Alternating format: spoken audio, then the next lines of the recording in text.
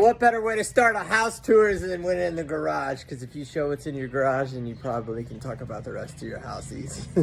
This is a pass-through garage, which is pretty interesting. So you can drive one way or two way. It actually will fit 2 cars, which is super cool. We did use it for pallet flipping, and now we're starting to use it back for our vehicles. We have 1 vehicle that can fit. We're hoping to get a second one in here, maybe right around here. This is a ladder for the attic, and I actually installed it myself. You can see.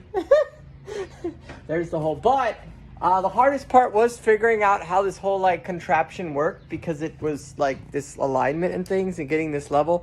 It's almost perfect. I'll see what the heat does around here, because it gets to 110 and probably close to 200 degrees up in here in the summer. So it should definitely affect the way this leveling thing works. But I think it's almost perfect. Otherwise, what I've slowly started to do is move some things up here to build a fort. And on the fort part, it's going to be over here with this carpet and this wood and things like that.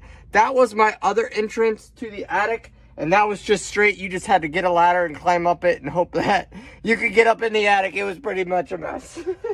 I hated it. It was right by the door. It drove me nuts. And I lost all this space pretty much this way.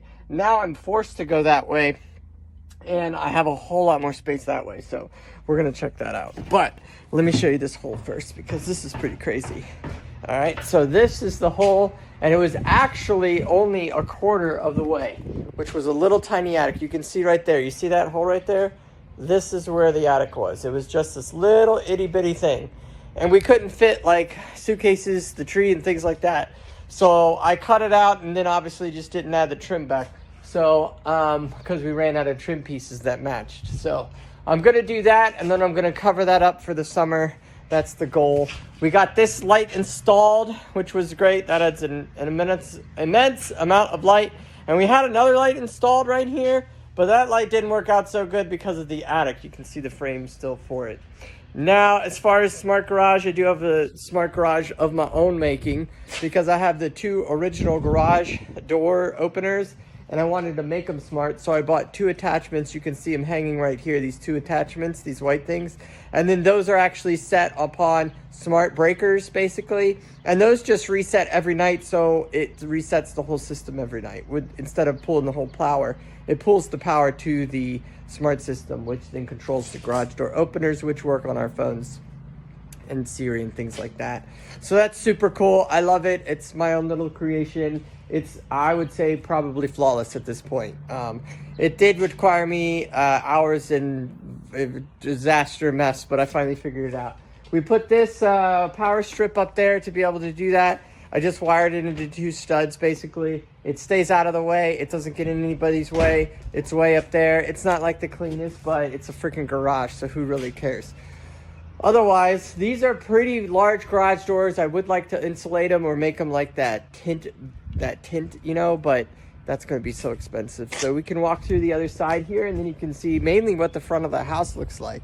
So this is a 4,000 square foot house, 2,000 on top, 2,083 on top, 2,000 at the bottom.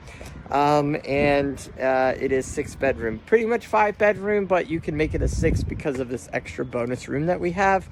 We thought the MLS was lying when it said 5, but I turned it into a 6. So anyways, that door is completely boarded up. I don't understand the point of it. I guess if you were outside and you wanted to get in the garage without opening the garage door, it actually just seems really annoying to me. I don't see the point, because there's your main door right there, which is a stained glass door, which is super cool. So also, besides, even if you tried to get into that door, then you would be blocked by a shelf. So if you want to break in, go ahead, try to break in right there.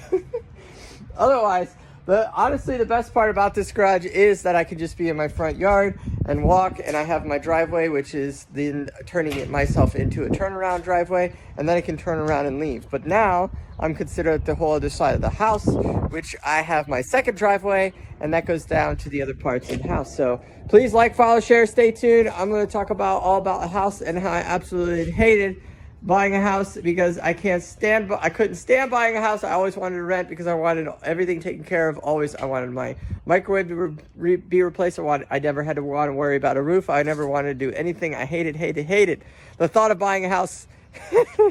And now I'm a realtor. with this crazy huge house, and I don't know. I just keep doing projects and I absolutely love it, and it changed my whole perspective. So, yeah, follow along.